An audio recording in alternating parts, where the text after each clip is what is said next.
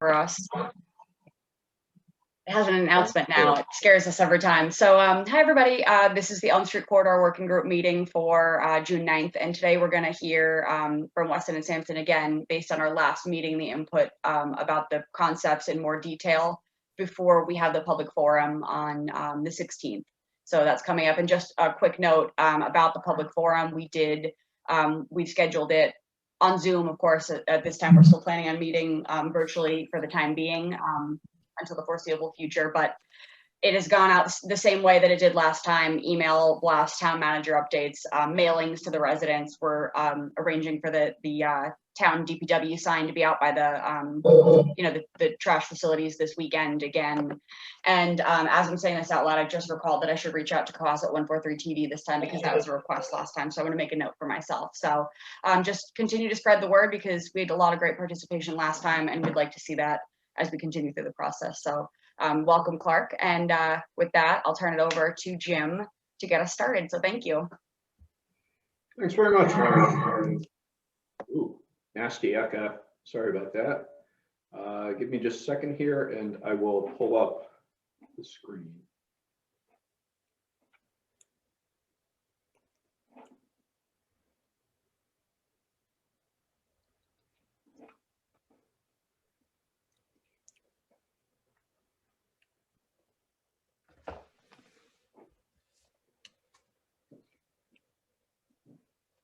Okay, thanks very much. Great to see you all as always. This, of course, is the Elm Street Engagement and Design meeting, and we are running a presentation here. Today, we will go over status of the update on the public input survey, concept layouts for two alternatives that got emailed around to you. You should all have those. Next steps, which will be the second public forum, which will be on the 16th at 7 o'clock. And I believe that's gone around too. And then any membership discussion or other business will follow that.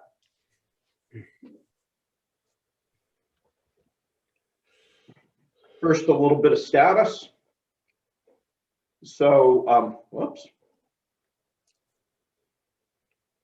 First on engagement, the project working group, of course, has met 3 times. This is our 4th time.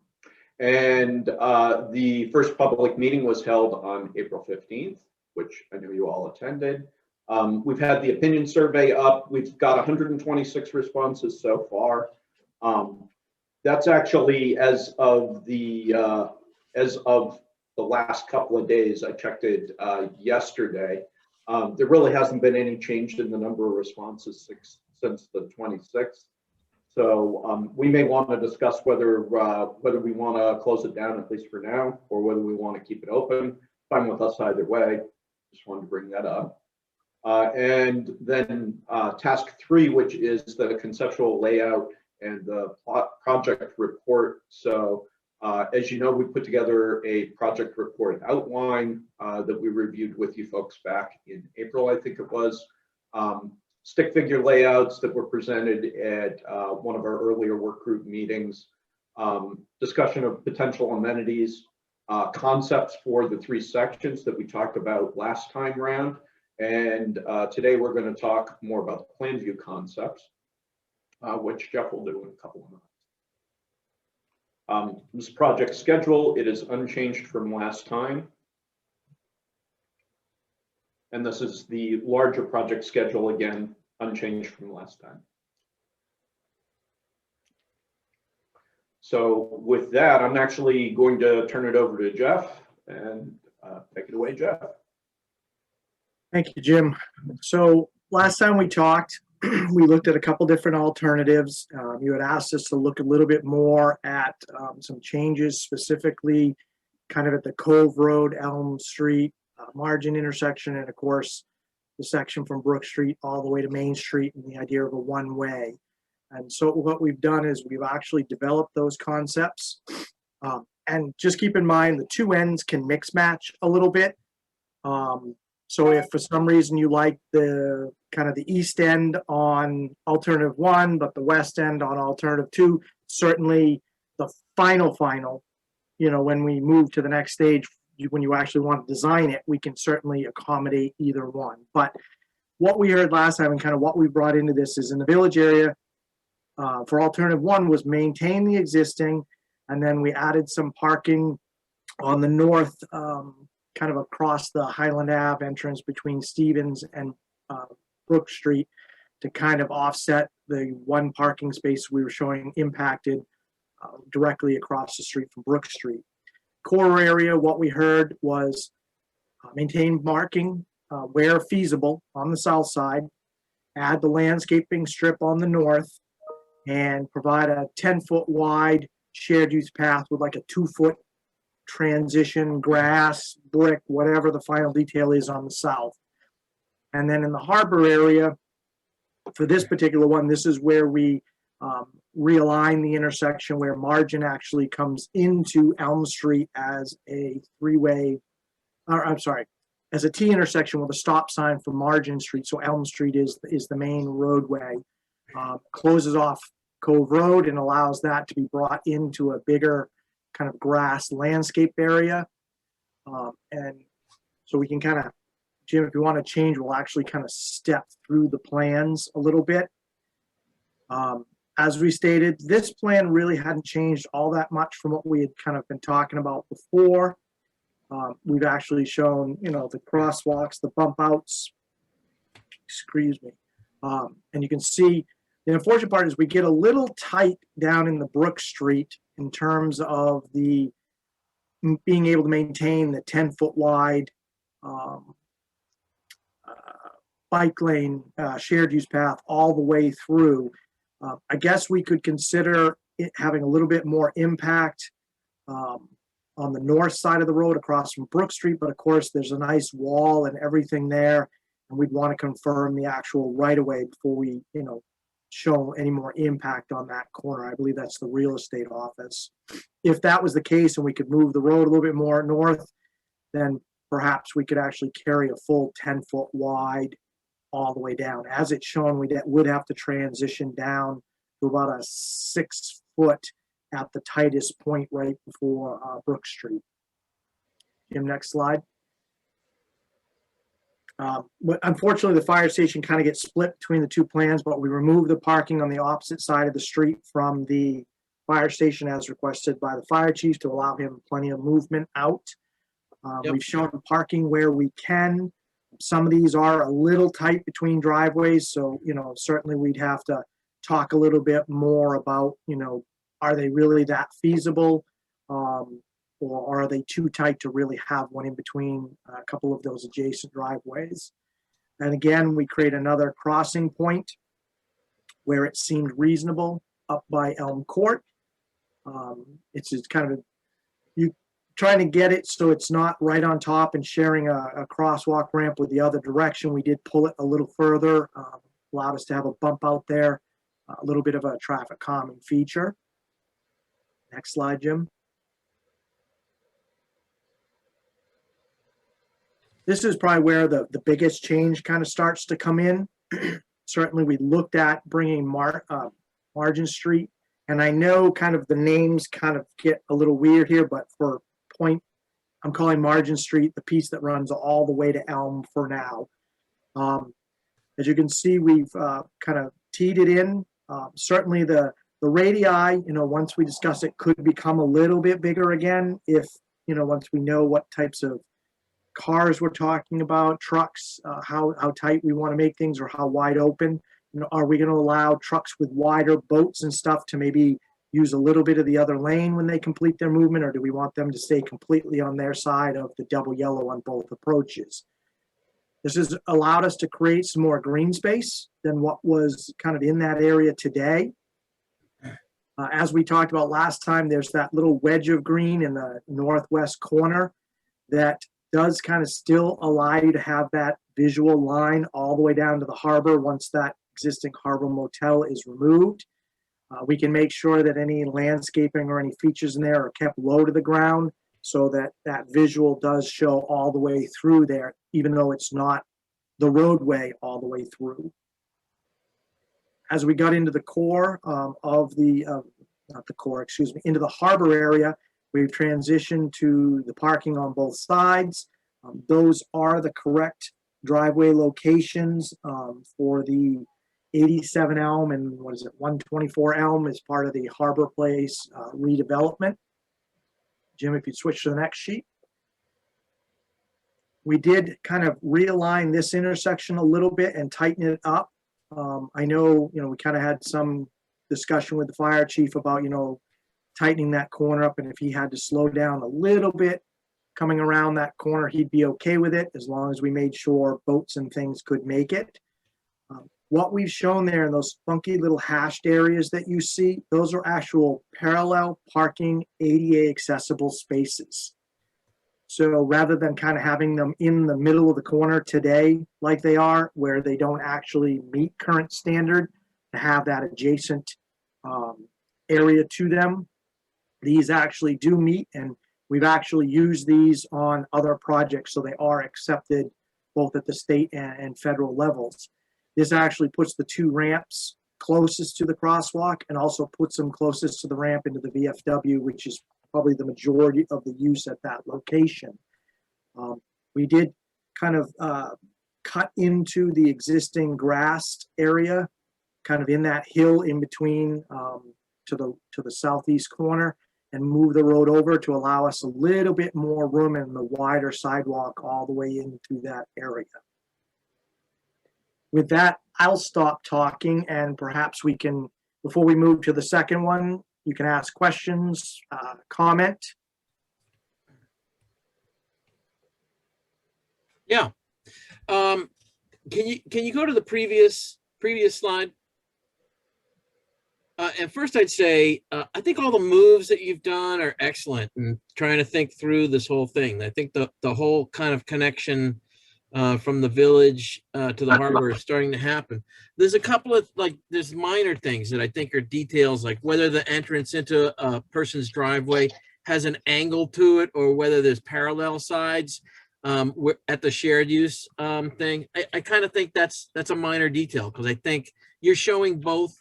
And I think for the time being, that's okay. I think, we'll sort through that. But for this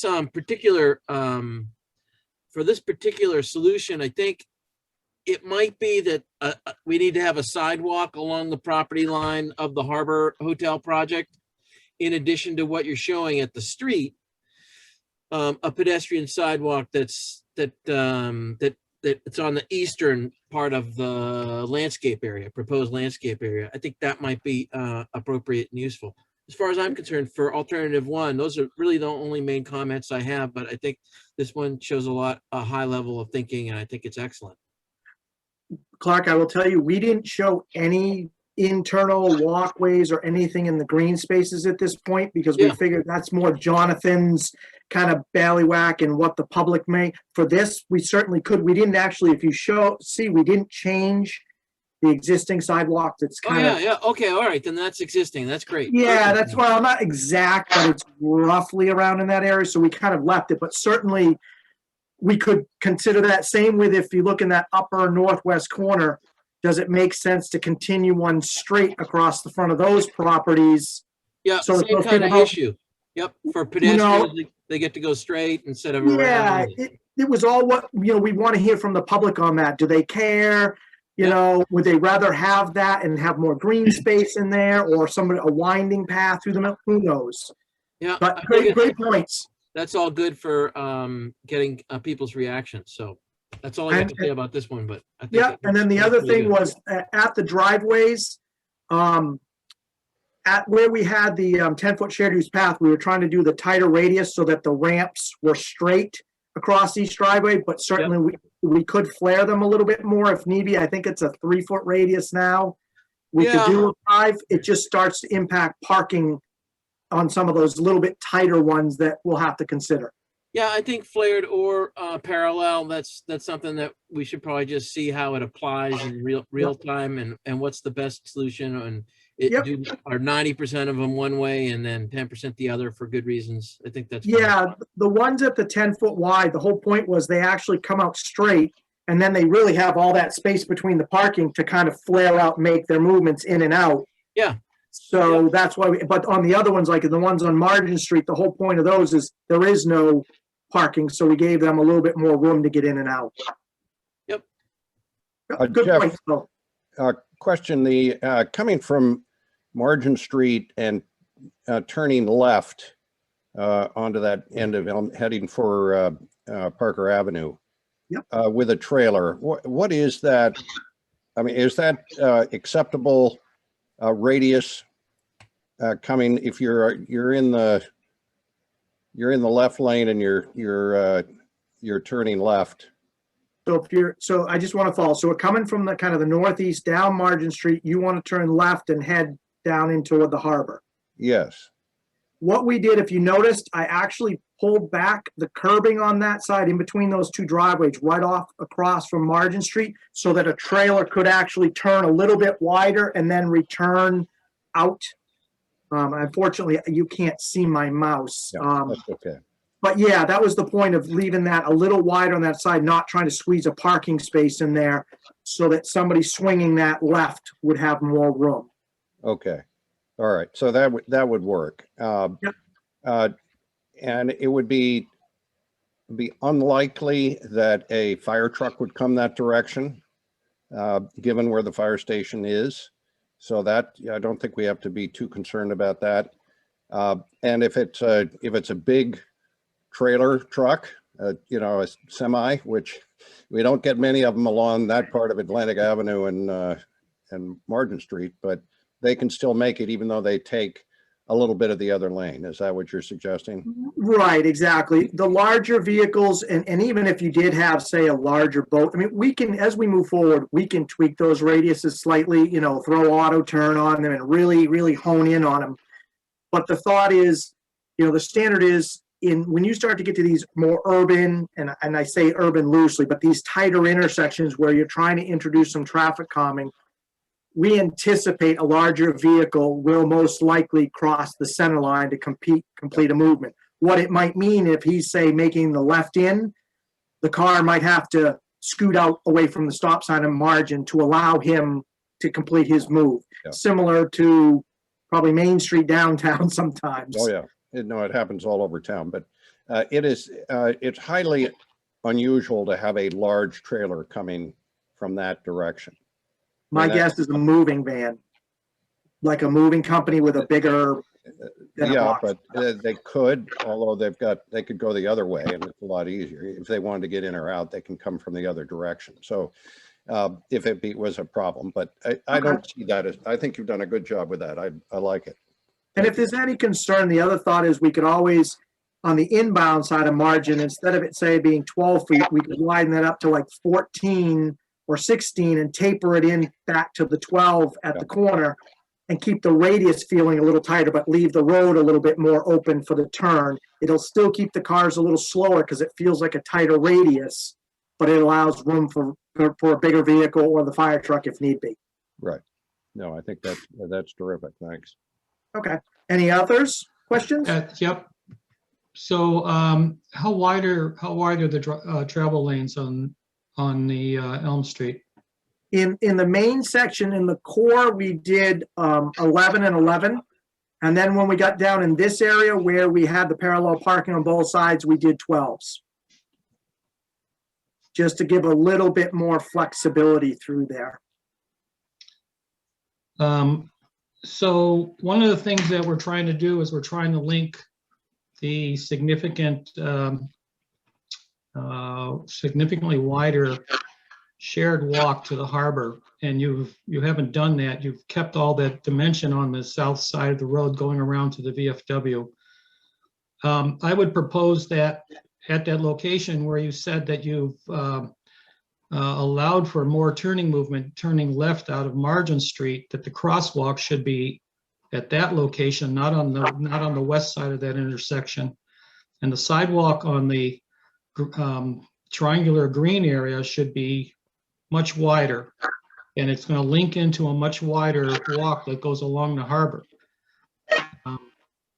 So I'm not sure why we would want all that paving on the VFW side when we actually need it on the other side. Can you go to the intersection of Summer Street? Yeah, can you go to the next slide, Jim? Yep. So relative to that left turn movement, if you do that crosswalk there, you're going to have to do something a little differently with the geometry at that T intersection. I like this alternative a lot. I think it's superior to anything else that you're going to end up showing.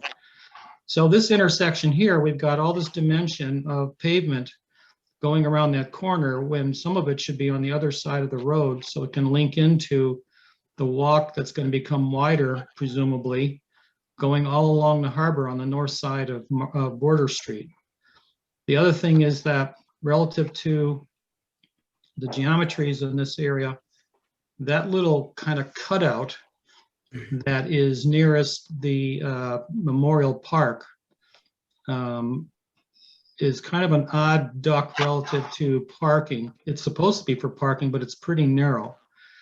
And I would propose that if necessary, we shave a little more out of the triangular green island on the south side and capture a couple more parking, at least one more parking space heading at the west end of that, because that thing is capable of having an additional car in it if it's wide enough. No, I hear you. It's just, as of right now, that kind of, obviously we'd have to extend the project limits. Right now, that kind of was our project limits for this project. But certainly we could show it, it just wouldn't, you wouldn't see how it ties in further down Border. Well, I understand that, but I think if you propose that wider walk on that side, it helps the whole Cohasset Harbor implementation infrastructure projects tie into this concept. Okay, so instead of having the wider sidewalk in front of the businesses on the south, you'd like to transition, take the bikes across the street and do the shared use path wider on the north side. Yeah, because basically your shared path died at that corner. So, I mean, if it crosses over, we now have the shared path potentially running along the harbor.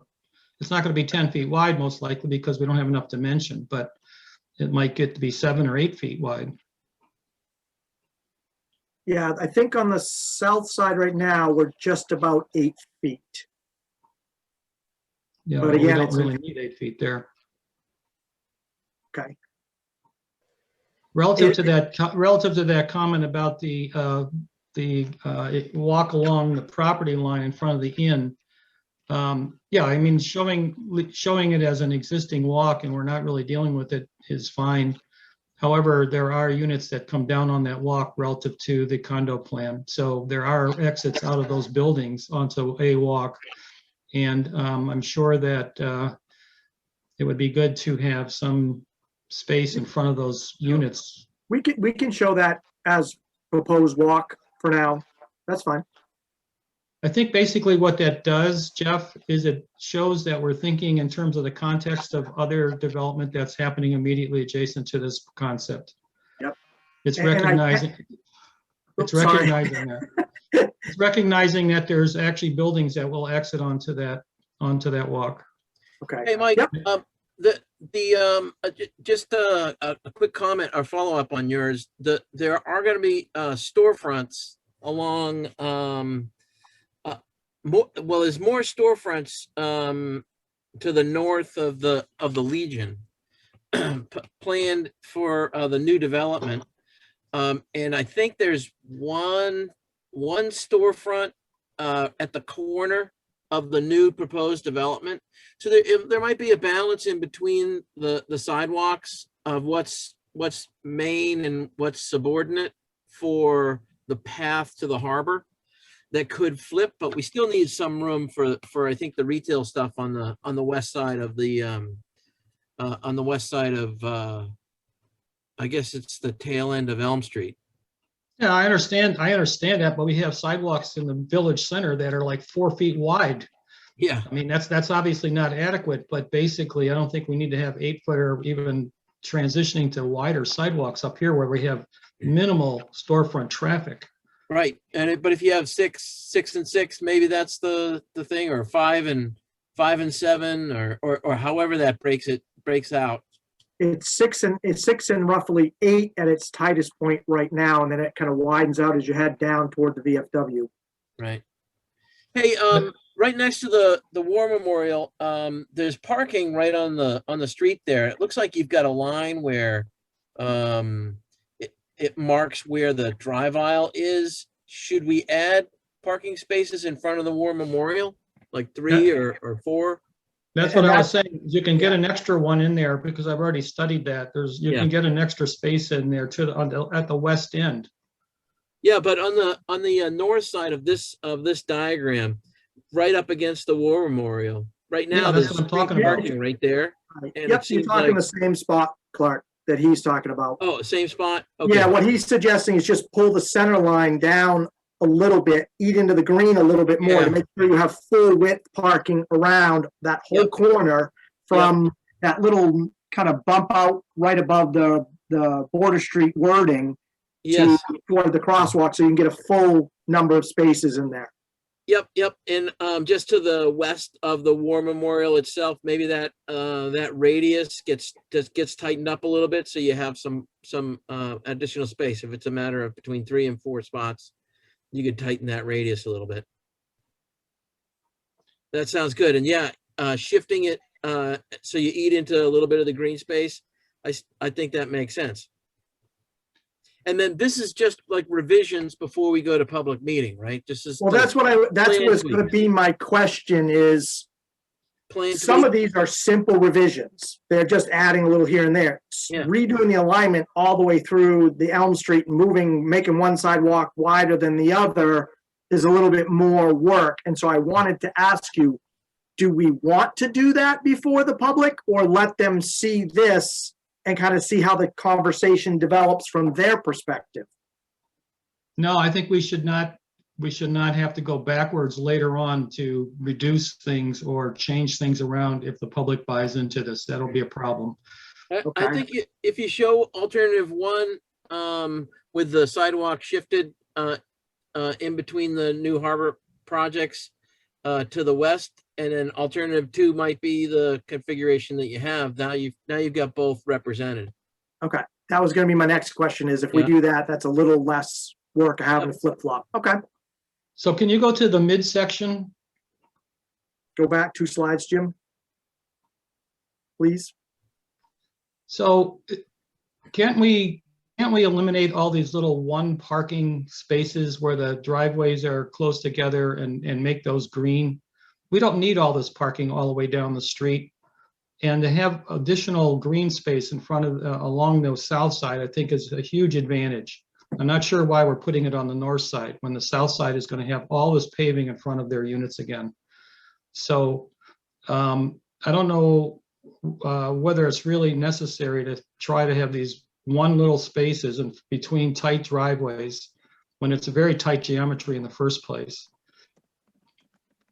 So we could have a rhythm down that side. If you evaluate that, there's a rhythm down that side that you can even add street trees relative to the frequency of curb cuts and the elimination of parking between tight curb cuts.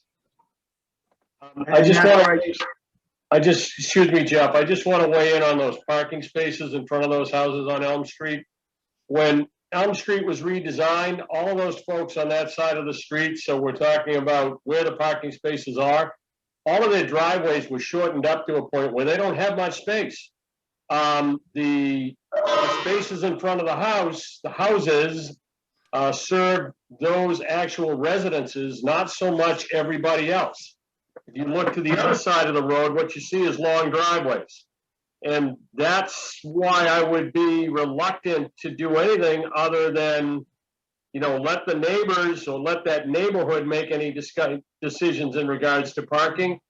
Because a couple of those houses we're looking at, there's 2 of them that are actually duplexes with little teeny driveways that fit 1 car. And we all know where we are in the world we live in now, that how many people are a 1-car family. So I'd be inclined to leave this as is until we hear from the neighborhood. And I know Diane's trying to get in here too. She's had her hand patiently raised at the top, so I'll shut up for the moment. Thanks. My suggestion is for the town of Cohasset staff, and I wonder if before we put this in front of the public, if there's any way to kind of overlay some of the harbor, the Cohasset Harbor Inn project, so that people can understand the orientation of both the building on the harbor and the retail spaces that Clark referenced on the other side of the street. I just think to the extent that we can, almost like game pieces, just kind of lay those on top of this discussion, because I think the public is going to want to envision that, or they're going to envision things differently than they might actually lay out when they look at the schematic. So that's all, just a suggestion. I agree. I think that would be helpful in that there's entries to units on the rounded corner, things that should be as integrated as possible based on the information that we have. Jeff, is that an easy thing for you to drop in, or is that, we brought it in a PDF of it and kind of aligned it with our file. That's why we were able to show the correct entrances on Elm and the curb lines along Margin that we tied the sidewalk into. Okay. We can probably get CAD if you need I'm it. gonna say I can get it from Cavanaro. I can get the CAD files from Cavanaro. That'd be fine, yeah. Then we could, literally what we could do is up to you. We could either show them on these concepts, or we could run through and then run one that, instead of splitting the page like these do, we shift it, turn it a little bit, and we show how the harbor on both sides of the road on one plan. Because Jim, if you go to the next sheet, if you notice, that kind of cuts the harbor project in half. So my recommendation was we leave this one, but maybe at the end of this alternative one, we kind of turn it, center Elm Street in the middle, and show the building on both sides and how the entrances interact to make it a little easier to visualize both sides of the street at the same time.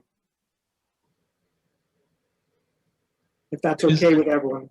I think that could be fine. And where you do the cuts is critical.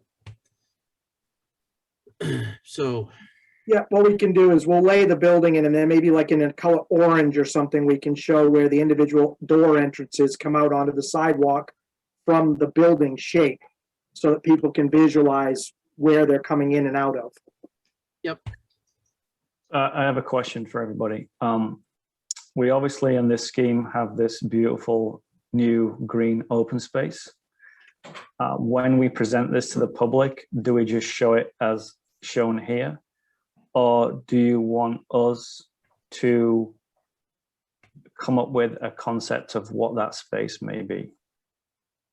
No, I think you show it like this, because basically what we're trying to do is we're trying to have the basic pieces of the concept represented without getting into detail on any other thing where the attention to the public could be focused on the wrong things. We need to get answers on the general intent of the alignments, and we need to get feedback on open space and walk widths and all of that, which is well documented here as far as the graphics. I don't think we need to complicate it any more than this.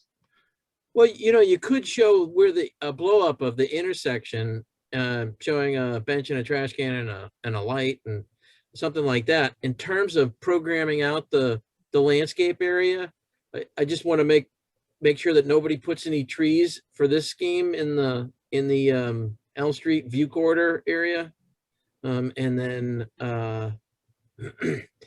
because where the road comes out in this particular scheme. So you're getting different answers from two different members here. One says put trees, one says no. Well, not in the corridor. Yeah, don't put trees in the view corridor. View corridor. You'll have Clark and me out there with chainsaws the next day. I agree with Mike. If you start throwing information out there, people will focus on why are you putting a park bench there across from my house? Why are you putting a bike rack? Why does this guy get a tree? I don't get a tree. Yeah. That's not what we need to focus Yeah. on. We need to focus on the overall alignments. Yeah, I I agree. agree. I'm We on need to board make with the that. logic work before we start talking about making it look pretty. The big It's a picture. concept. This is a concept there. So So- is the middle section of the road the same on alternative 2? Yes. Can I just, sorry, piggyback onto that? So part of our scope is to produce renderings or illustrative sections for these plans. What I'm hearing is that is not required for the next public meeting. Right. I think you save the renderings for where we end up. Like a final pick scheme kind of. That's right. So we have let's say we have a final conceptual plans for which both ends in the middle. And then you can have some eyewash that are perspectives or whatever representing what that could be. Yeah. Chief Sylvia's had his hand raised for a while. Thank you, Lauren. Just a quick question first and then a comment. Jeff, that area that was showing where Margin Street and Elm Street come back together, you said we're looking at 12-foot travel lanes. How wide are the parking spaces in that area, but how wide are the parking spaces? What's the depth, I guess, is what I'm looking for. All parallel parking spaces are 8 feet wide. So they meet a standard. So they're not the narrower spaces that you have on the north end by Main Street. Okay, because what I'm seeing, you know, as I do my wandering around the South Shore, I'm seeing a lot of people that can't seem to keep their vehicle within an 8-foot wide space. That's why I asked the question. Keith, I think even if we made it 10 foot wide, you still have the same problem. Yeah, I can't disagree with that. So yeah, if you make them 10 feet wide, they're going to think they're angle parking, and they'll try and get 2 or 3 cars in. You know, I keep hoping that these parking assists coming out on these new cars will finally get people to be able to pull within 6 inches of the curb, but you know. Let's hope. So that being said, so that area that we're actually looking at as we come down from Border Street down Elm Street toward Margin, you've got a little bump out there just as you get to the intersection on both sides, but we're 20 feet wide again. So first thing in the morning when there aren't any cars in these parking spaces, what's to keep people, what's our traffic calming going to look like to get people to slow the heck down coming down Elm Street, coming from Border Street? They're going to come screaming down here. It's 20 feet wide. They're going to make the corner, and then they're off to the races down the center section of Elm Street. Has there been any, along that line, has there been any thought in any way of making that a 3-way stop? You certainly could consider it, but we don't have any traffic volumes, nor were we asked to look from a traffic analysis standpoint to see how that would impact in terms of queuing and backing up during the summer months.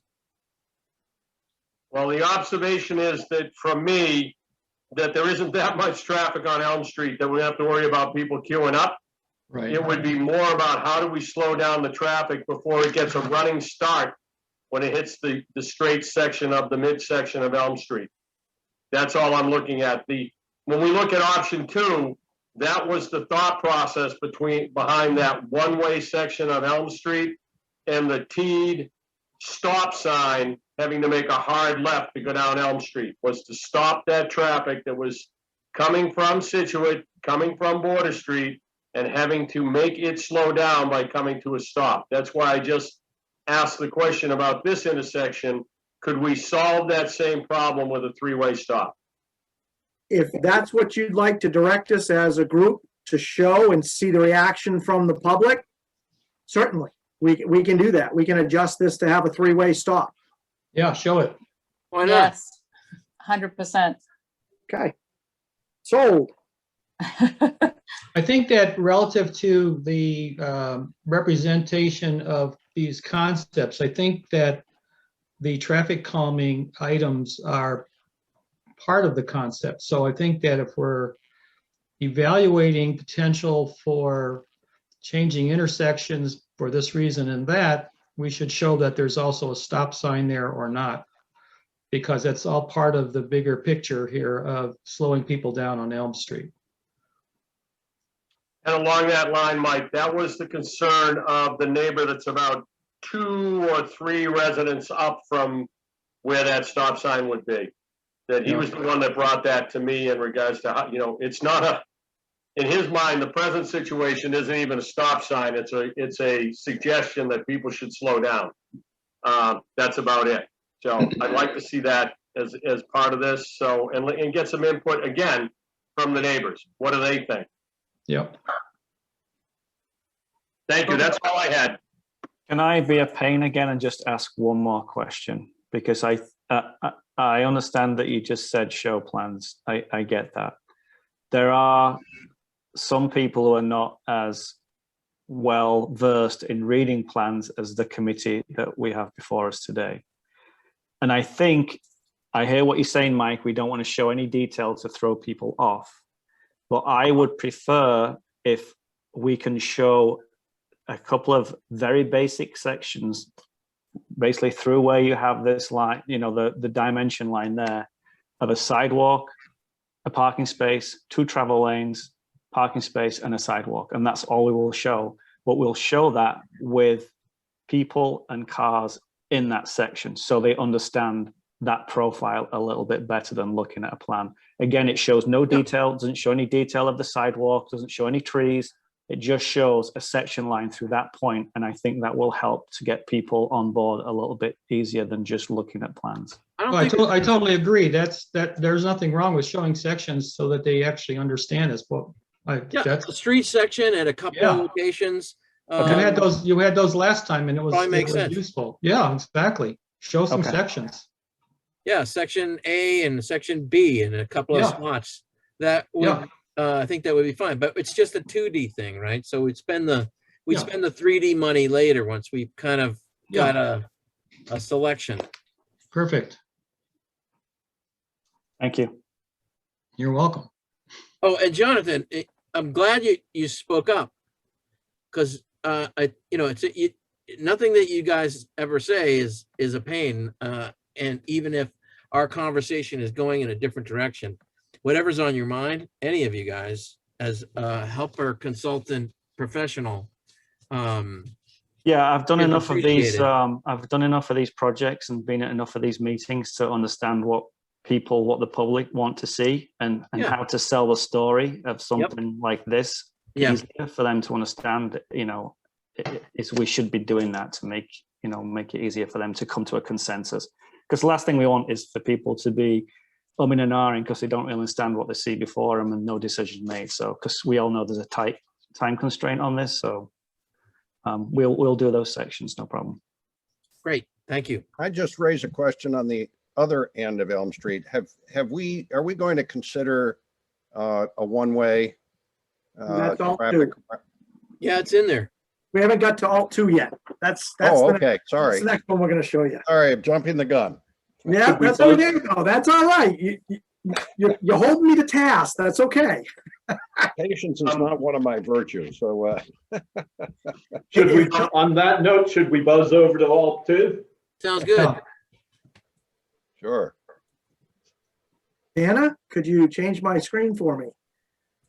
So basically, alt 2, we looked at some one-way changes down in the core. Same thing with adding some more parking on Elm Street. We heard that was kind of the main purpose of trying to make Elm Street one-way from the harbor toward Main Street, was giving us some extra width for parking. Core didn't change. We did have a little change on the harbor end where we have the eastbound direction of Elm is a one-way kind of quote-unquote slip ramp.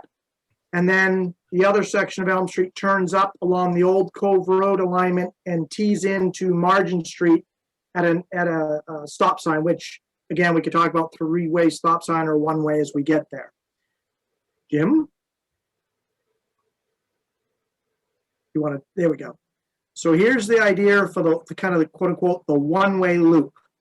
Mm-hmm. So as discussed, we come in from Elm Street, it allows us more parking spaces. And then we come back out and it allows us to tighten up that corner a little bit, but you'll see it's still pretty wide corner in terms of larger vehicles, both making the left out and the right out. But it does give you some more space, tightens up that, and actually allows that to be a good place to put a crosswalk now, rather than it being around the corner, kind of tucked, you know, behind that corner building where maybe it's not as noticeable to someone. Because to me, if you're coming from, you know, the east and you're walking along Main Street along these buildings and you want to cross to keep going up Main Street, you don't look to see if there's a crosswalk around the corner on Elm Street. You want to walk straight across. So how many people probably just walk straight across and make cars stop? So we maintained parking along in front of the bank. We are able to squeeze, and I say that legitimately, squeeze some parking in on Brook Street. The aerial is, you know, a little difficult trying to match up with the survey and stuff. That is 12-foot wide with an 8-foot parking. So it is pretty narrow there. I try to maintain a 15-foot width on the one-way section of Elm Street, so we had plenty of room, especially if you had in the early morning or sometime during the day, some of those parking spaces taken up by a delivery truck of large size. It left enough room for another large vehicle or a fire truck or whatever to kind of squeeze by, as the chief said, if they were taking up more than their 8-foot space.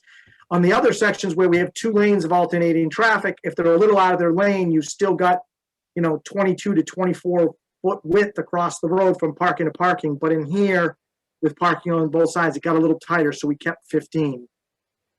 Brook Street, you wouldn't have that, though, unfortunately, because there's just not enough width to that right of way. So we tried to kind of squeeze that in there a little bit. You don't get very many spaces. Again, you have those spaces kind of sandwiched in between a couple of the driveways. So that's something you'll have to consider if you do that, or do you make those loading zones? And you got to hand truck materials out around the corner to the businesses along Elm Street or Main Street, but that becomes your loading zone area. Maybe that's a better use for that than trying to squeeze 3 or 4 more parking in there. Something to consider. Can I make a suggestion? Sure. I would represent this concept relative to the parking. I think you should put a color or a crosshatch or something in all the new spaces that are being created, so that we can say, in this scheme, we've created 7 new parking spaces or whatever the number is, because what we want to do is we want to get, you know, the merchants to buy into the fact there's more parking spaces. They like that. Sure. Okay. One thing to consider too. I like this scheme very much, but we're going to have to consider the diagonal parking along the north side of the village there, because how do you get into those? Right. And maybe what we do is put diagonal parking on the other side and have parallel parking there. I mean, that's just something to consider, because at this those diagonal spots, right, right. You can see where they say it says South Main Street just to the left of it. There's always like some 22-foot long truck right there, and you have to cross over the double yellow line. So it might be that those spaces could get designated as compact spaces. That might make sense. Or you might adjust your sidewalk line and just give everybody a little bit more room there. Well, it's just, you know what I mean? You know, on the far left side of your graphics, where you're bringing your curve in, I think the southern edge or the lower edge of where you're in the drive aisle probably needs to get adjusted up a little bit, just to have a little bit more room in the spot. You can see there's one car that's supposed to be diagonal that's at like 30 degrees in instead of 45. Yep. But that happens with bigger trucks sometimes. Chief, do you have No, not a problem. Okay. Yeah, I think what Tim is trying to drive at, and I want to tell you, one of the things that killed this one way on Elm Street originally was the idea of people having to go around the block to find a parking space. Yeah. So if I've got you read correctly, Tim, what Tim is suggesting is from the bank, Pilgrim Co-op, well, Abington Bank, excuse me, down to the dry cleaners, we put the angled parking on that side or the south side of South Main Street, and parallel parking on the other side of the street. Yeah, so that you could maximize the number of spaces that were available if you had to drive around the block. Sure. Does that make any sense? exactly. It does. I have only one question. You're gonna lose a ton of spaces for the driveways to Yeah, the you gas are. station on the other side of the road if you do that. Down at the gas station, you're gonna lose a bunch of spaces down there. Well, we don't know what the gas station is going to look like yet. Gas station could be That's all another gonna be project. done. Well, we understand that. Do we say this at this point? Well, hopefully whoever is doing it is going to work with us on this. Well, we weren't gonna change that part anyway. We don't want to expand the scope into that part of the village anyways, right? Yeah, For now, yeah. Because this is like Project Creep, right? You Well, can change it that- later. but the Yeah, thing is that as Tim is raising here, that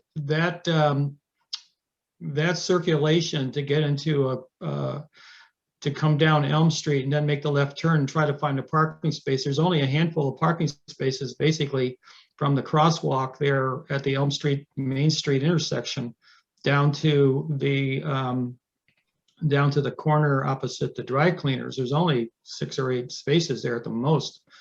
So, I mean, this could be a killer for this particular concept because we can't park on that side of the street with the numbers that we really would prefer to have in the long run. The What angle about- park, Right, or it's allowing people to make a U-turn on Main Street and pull into the angle parking on the opposite side. So if they're heading eastbound, they can swing and go across the road into the other angle. And I'm just saying that's usually what will happen into this condition. There's signs that say no U-turn, Yeah. but people do it all the time, depending on how busy it is. Right. One note too, I would bet you the majority of the parking spaces down there are incorrectly sized. Therefore, if you swap them over, you're either going to incorrectly size them again or doesn't you're work. going to lose spots too. So I only brought that up because that was one of the killers of the last time we tried to do this one way. Was that people complained that the normal mode is you go down South Main Street, take a right onto Elm Street, a right onto Brook Street, and then go down the parallel spaces again to see if you can find one. When we suggested the one way, people immediately balked at that. That's why I just mentioned it. The same way, I see at the corner of Brook and Elm, that island sticks out quite a ways. 2 comments about that. One is, again, people are going to want to be able to drive around the block. That's one. And 2, you already mentioned the trucks that are going to try and get to the Flemings and want to park and unload and everything else. Are they going to be able to access that with that island sticking out the way it does?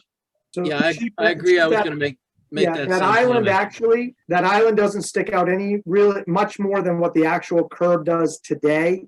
In reality, if I was to turn on the CAD underneath, what makes it look like it sticks out more is the parking space on the opposite side. But It it- makes you feel tight. It looks like That's what- It looks like you can't take a left turn from Brook, going to Elm face in the westerly direction. Oh, up in the north, yeah, that one I did keep a little bit tighter, but we could certainly cut that back so you Yeah, could make I would- left easier. I would cut that back so that a left looks like it's possible. Yep, yeah, yeah, we don't need that to kill this idea. Right. I think to the point, if there's people offloading large trucks for that stretch of Elm Street, you're not ever getting there ever again. You're not getting a big truck around that corner. I don't care what you do to it. I don't know who uses that, but right now they pull up South Main Street and park and get offloaded if they do. You're not ever gonna make that turn with a 18-wheeler or any kind of truck. Yeah, the only one I saw, Jason, was the day I went out there, there was a tractor trailer truck on Brook Street, actually parked on the left side unloading. It was probably like a SU-40 size. Now, I don't know that he made a left and went back down when he left. I didn't stay that long.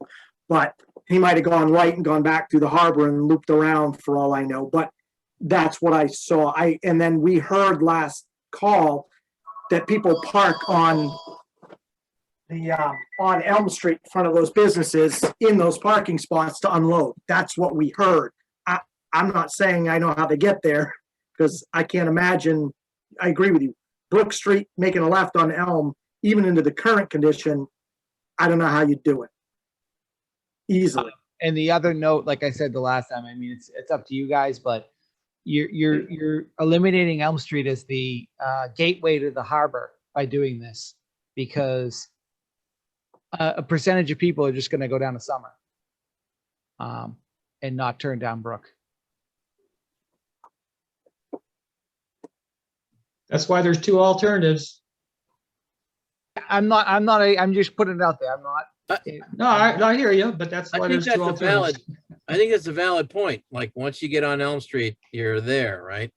It's a part of the whole sequencing experience. Having to dogleg around onto Brook Street kind of takes a little bit of that sort of processional, even as a driving thing, the processional sequencing from the village to the harbor. And I hear what you're saying, Jason. I think it's a valid point. But Yeah, it like is. Mike said, we got two schemes. Chief. All right. Chief Next Sylvia has sheet. his hand up. Oh, sorry. Oh, somebody had a Did you want hand to up. go back? Oh, Chief, you're muted.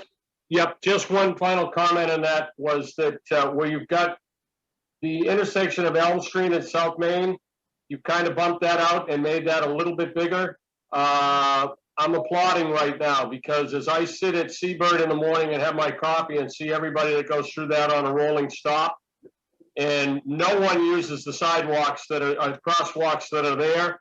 They just park in the angle parking and walk across the street.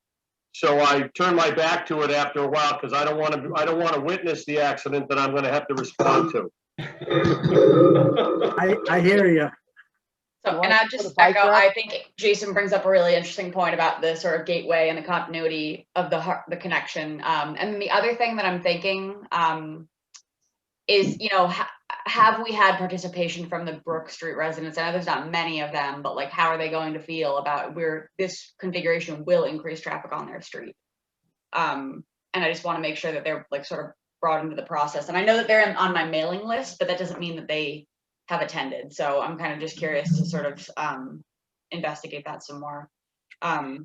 But yeah, I agree. I mean, I actually drive through the harbor most days because I live in North Situate. So, and that's my route to go to the harbor. And I agree with Jason that once you sort of just pass that route, it's kind of like, I'll take Summer and I'll just, you know, wait until I get to North Situate to turn in. So it's an interesting concept. But again, that's why we have the two alternatives. And I'm excited to hear what the public has to say.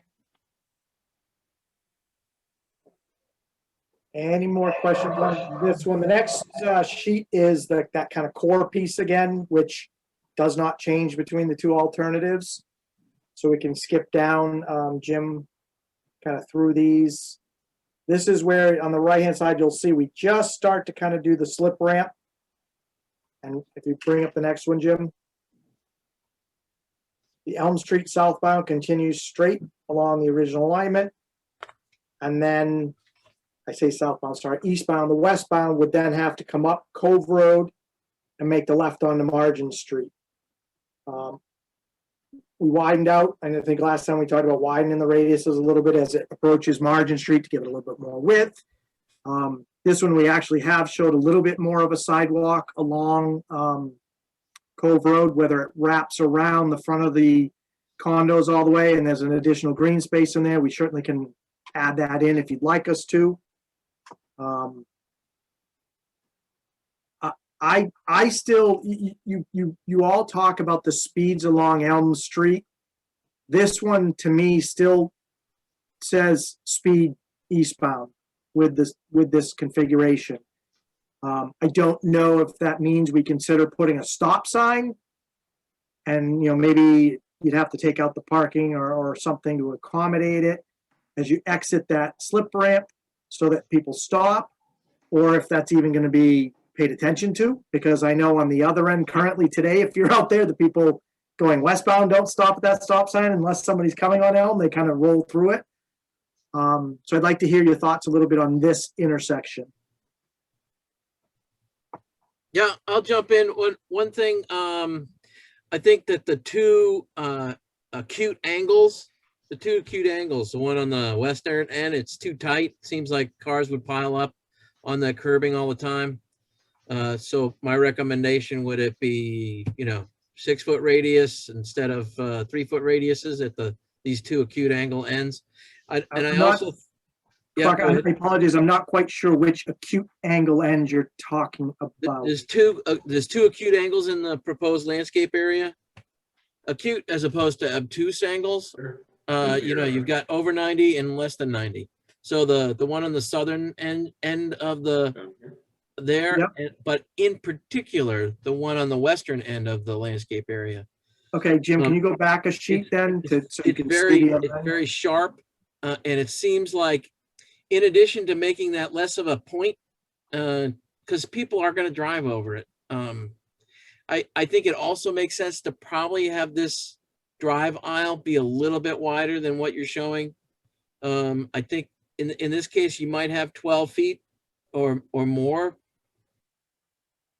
Let me go to the plan. but it might make sense to cheat a little bit of space out of the landscape area and give yourself a little bit more room to maneuver, especially where there's parallel parking spots. The only reason we went with, it's 14 feet there with a 1-foot shoulder to the curb, so it's still 15 feet between the parking space and the landscape. Okay, 15 feet should be enough. I just, I would, instead of using the 1-foot radius curb at the end there of the landscape area, Well, maybe keep make in that mind, 6 feet. that's the paint. That 1-foot radius you're seeing is just paint. Those are the white lines. The green is the actual hard curb.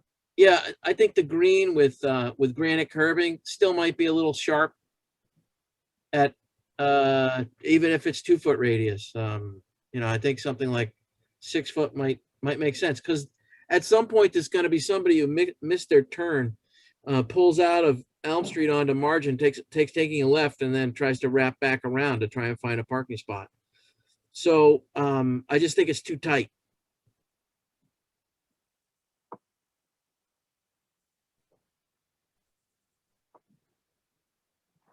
I mean, a 4-foot, 6-foot radius, I think in that location would be an improvement.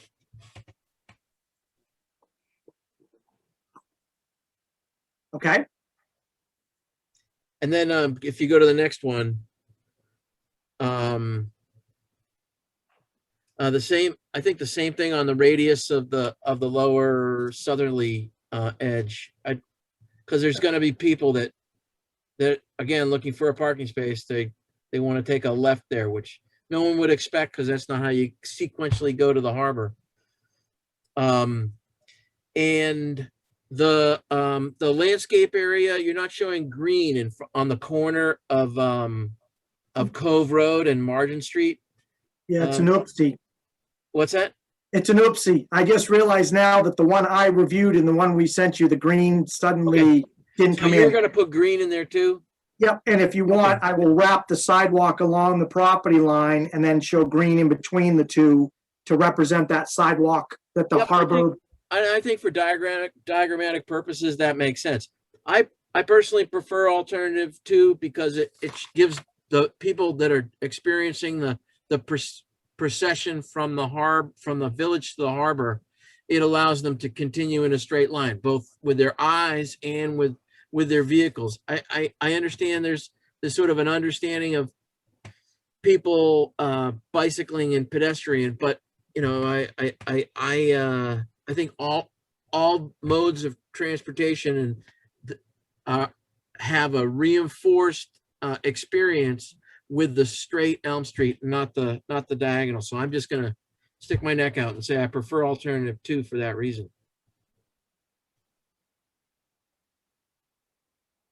Sounds like you're alone. And then the next. Oh no, nobody said anything. Nobody said anything, but I get the opinion you don't like it, but that's okay. It's all right. We're going to see what the public thinks, and we have more than one scheme. So we may end up with something in between the two. Why is everyone so quiet? Oh, because Clark said what he thinks. Okay. So just for point of reference, the next page the next sheet. That section of Elm is still the same on both. Oops, did we miss a sheet in there, Jim? It's possible. There should be a 5 of 5. Basically, it's the same as alt 1 from this match line through the end of the project. So any changes you've asked us to kind of make down there to add parking along the memorial and things will be addressed in both. So does that include the ADA spaces, the parallel? Yep, Okay. all that stays exactly the same. And I apologize. I could share my screen if you want me to show it to you on mine. You're good. I don't need to see it. No, we That's don't okay, need. thank you.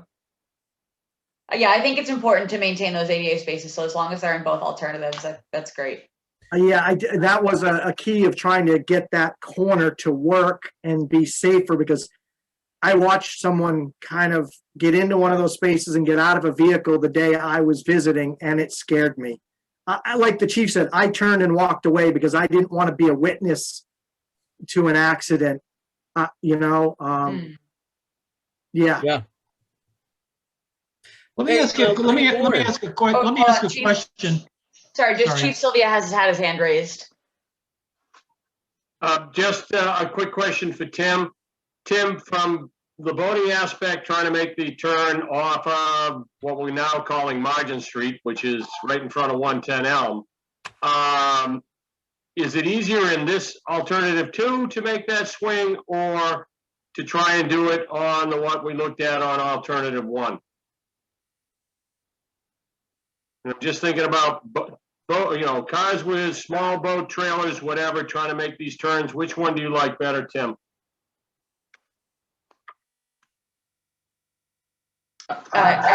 Tim may have dropped off. I think he had another meeting to go to, and it's just past 4 o'clock, so I believe Tim did drop off. That was just a question for him.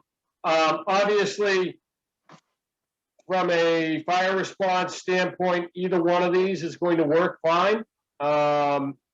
Alternative 2 was the one that I originally threw out there, but the alternative 1 is, I'm kind of happy with that too, from a standpoint of the 20-foot width. If I have to turn on a siren and people start bailing left and right, there's still room in the road. So I'm not going to push either one. I think both of them serve the purpose. So thank you, Jeff.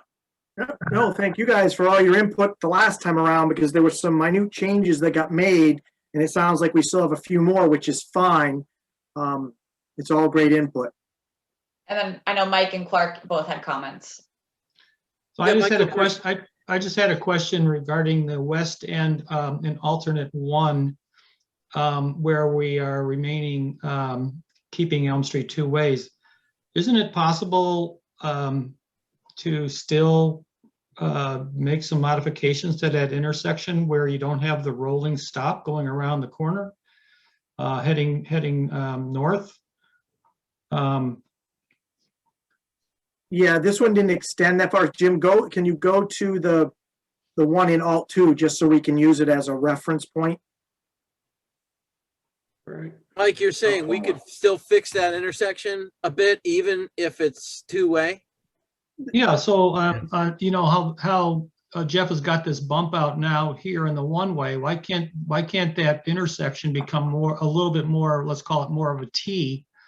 Yeah. So that then even if it stays 2 ways, so that we don't have this rolling stop around the corner, and perhaps there's a way to extend the nose at the bank further out a little bit from what it is currently, then maybe that's a way to also get the crosswalk to be logical, like they're showing in this particular alternative, instead of around the corner. I'm just asking that as a general question.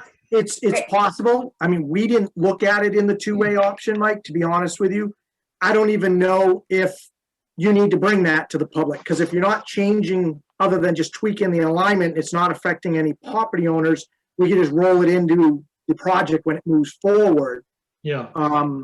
Because you're not really changing. I was trying to pull up another plan. It's crashing on me. The only thing I have to consider, I can't come out this far because you got to be able to make that right turn on Elm Street from Main. There might be a little bit tighter.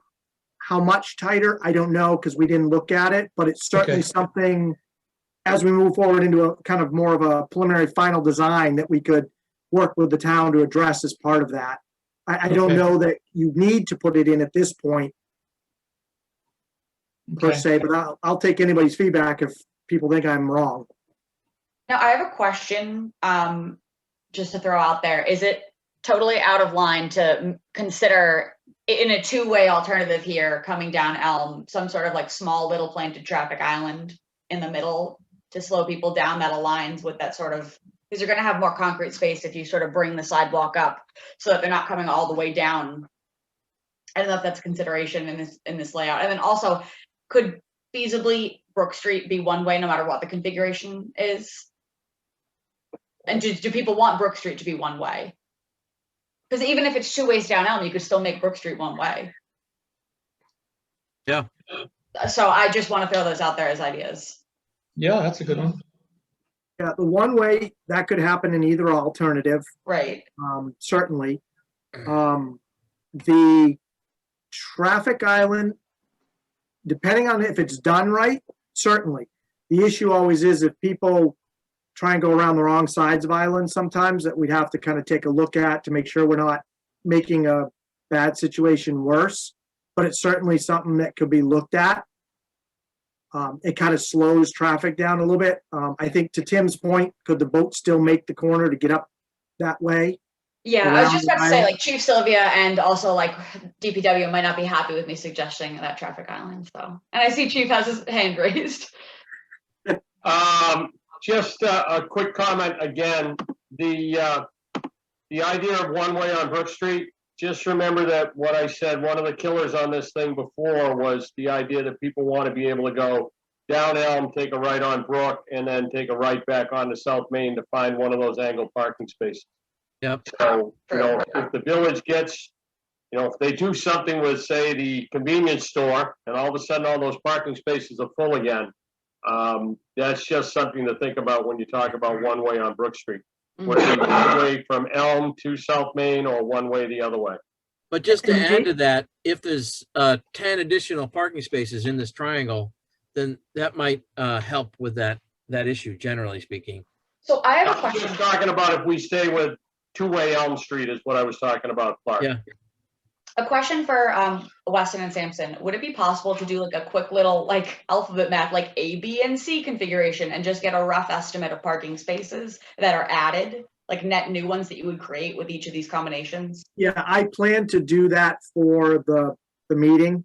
Okay. I actually had a couple, I think down on the harbor side, there was 14 or 15 because the striping's kind of faded. It's hard to kind of see exactly. And we put in 20 between Cove Road and Border Street, not including if we can now squeeze an extra one by the War Monument type of thing. So you gain like 5 in that general area because you are switching from angled to parallel in order to get more sidewalk width. So you gain, but not as much as you would hope.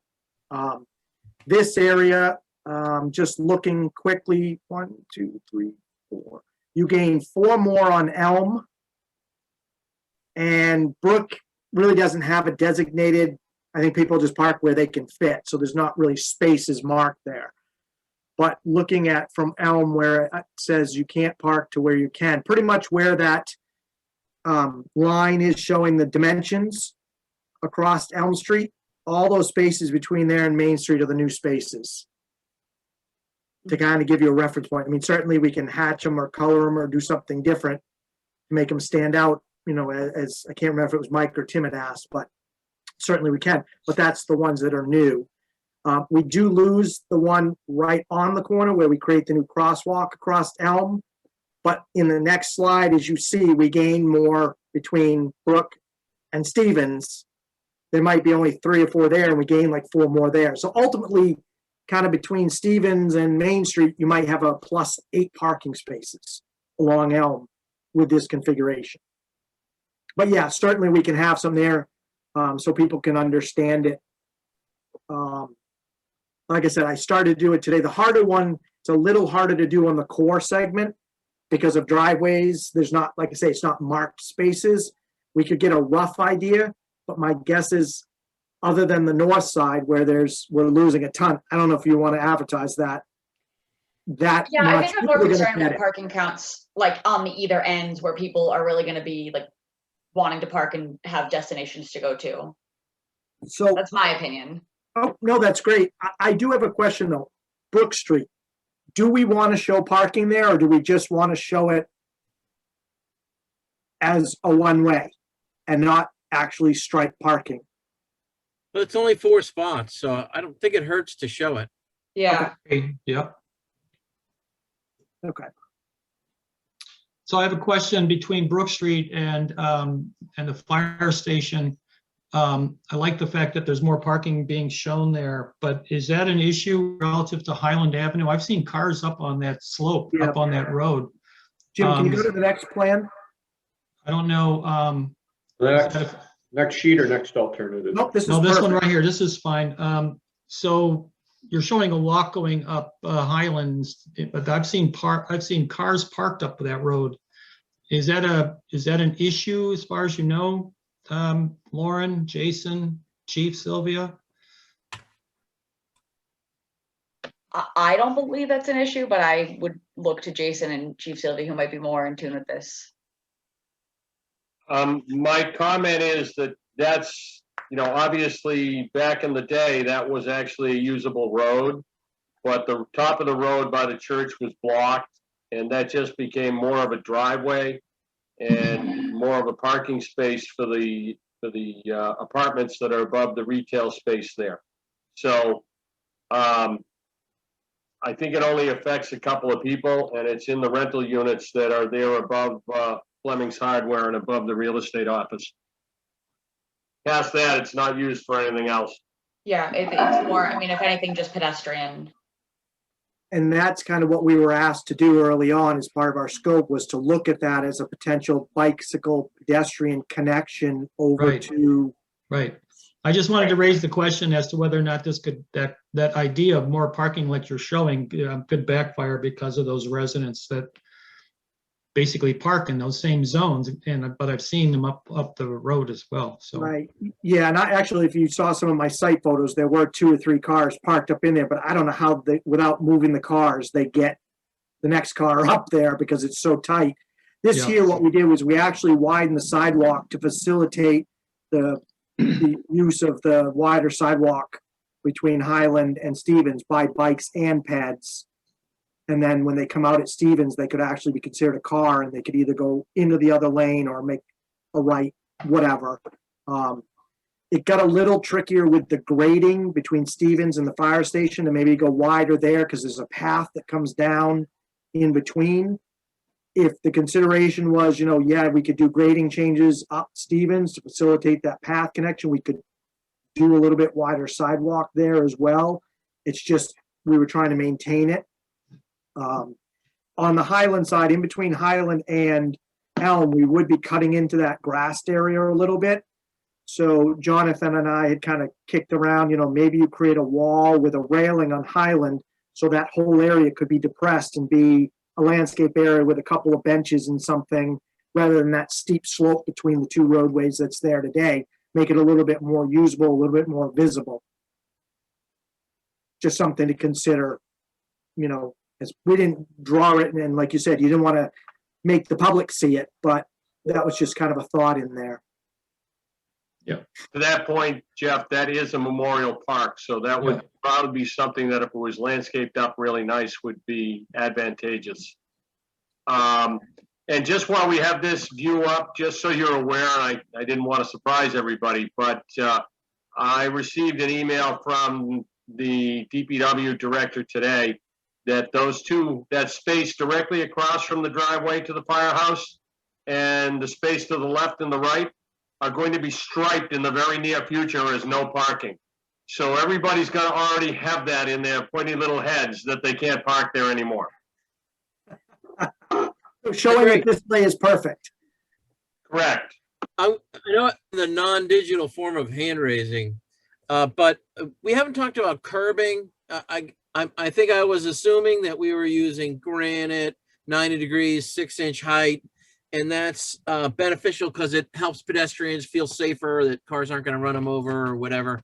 People don't park up on the grass and stuff like that. But I'm wondering if there are some locations where a Cape Cod berm or a lower profile curb like what shows up in the village somewhat when we know people have to drive onto the sidewalk sometimes because it's so tight. I mean, we could, sorry, yeah. Clark. Yep. If you mean bituminous Cape Cod burn, I would not recommend that in a zone like this. It'll get destroyed by plows. It'll just, over time, it won't last very long. No, I just wondered if there's some places where we do something different than a traditional 90-degree, 6-inch high granite curb. Slope granite. What if you did So- slope granite? Yeah. Slope Yeah, in granite some is a instances possibility. we've done a 45 sloped granite curb or a mountable granite curb. So it's basically a vertical curb, but it's got a chamfer on it. Right. I mean, in the places where drunk people are going to drive over it, people are going to get out of the way in an emergency. I mean, no, reality. I mean, it's true. Reality, if it's going to be a drunk person, I think I want a 6-inch vertical to maybe Do we deflect them. design, I know, but do we design for Yeah, I think I want a barrier. for a little bit looser fit in some of the tighter areas?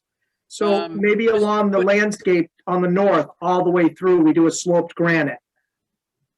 You know, the inebriated person, but it seems like there may be some locations that aren't straight 96-inch high granite curb.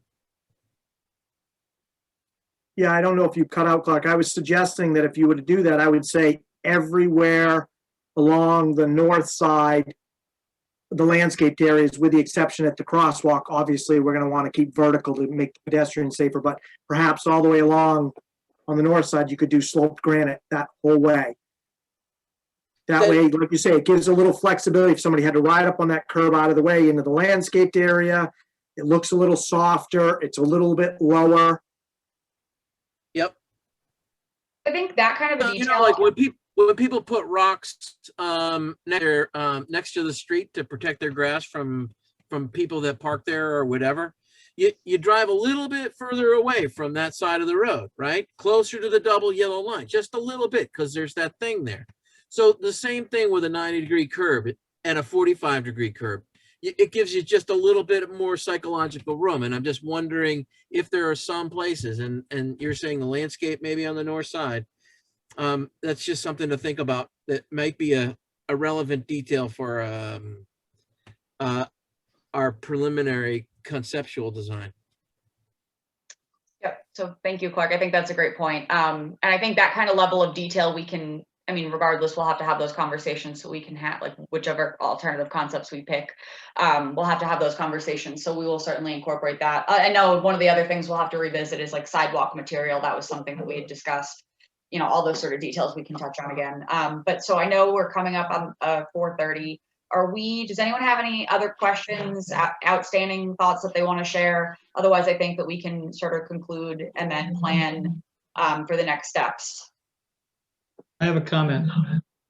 I would like for the Weston and Sampson team to emphasize when we have this public forum that these are concept drawings and things will change.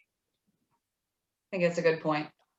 And that basically, you know, these are done over aerial photos. There's CAD files that are survey files for all of this section of Elm Street, and you might find things are different than what you're using here.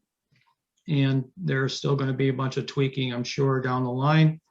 So I think we should just try to sell these two ideas, two alternatives as, you know, basic concepts, and that there's still more work to do down the line. We just want the public feedback as to which direction we should pursue. Mm-hmm. I think to that point, Mike, it's likely that as part of looking at the concepts during the public meeting that we're going to pick some parts of one and some parts of another. Yeah. Some changes in there, but Yeah. absolutely. Okay. Is it safe to tell the public that these are all concepts and that once one's just kind of generally decide on, when we move into the preliminary design, there'll be another meeting that will have more detail and get, tonight we're just looking for your general opinions on this? Yes. Okay. Yes. That's usually how we do kind of step into that a little bit. I just figured I didn't need to go to that step with you guys today. I apologize. Lauren, do we want to talk a little bit about engagement following the conceptual design process, like tell them that there's going to be, you know, meetings at a few other milestones during the project. Yeah. I think that would be helpful if you could, you know, just do a high level summary sort of as to what, you know, if you tell people in the beginning and then also at the end, just a reminder that these are the next steps. And because we have, you know, wanted this to be a prominently transparent process and we want people to feel involved. So yeah, I think the more comfort people can take in knowing that there's going to be more opportunity to be involved in what's going on, the better. And are we going to leave the survey open at this point, or do we want to close it for You a can period close of time?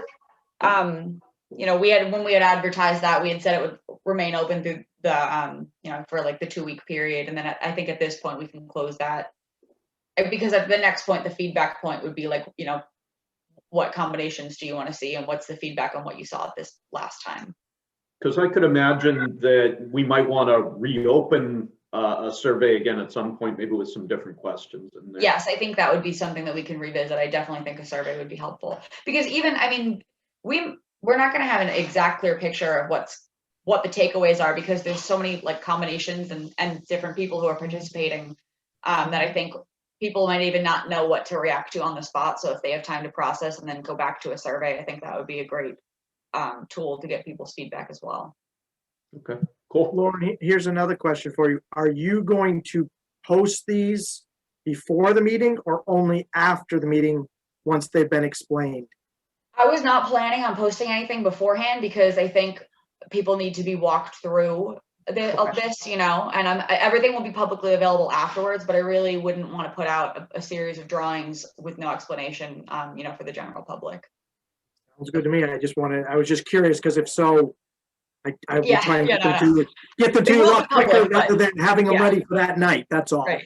Okay. All right, great. Well, all right. I think that covers everything for now. Thank you all very much for your time. Again, a very productive and effective meeting, and thank you to the members. And I will see all of you on the 16th.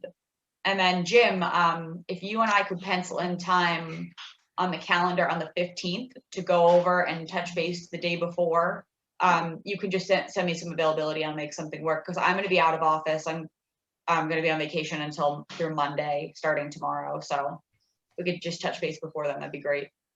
Okay. And then for everyone else, we'll just conclude this working group meeting. Thank you all very much for your time, and I will talk to you guys. soon. Thank you for your efforts. Bye, everybody. Have a Thank nice you, everybody. vacation, Lauren. Thank you for Thank you very everybody's much. input. Well Appreciate it. earned. Thank you.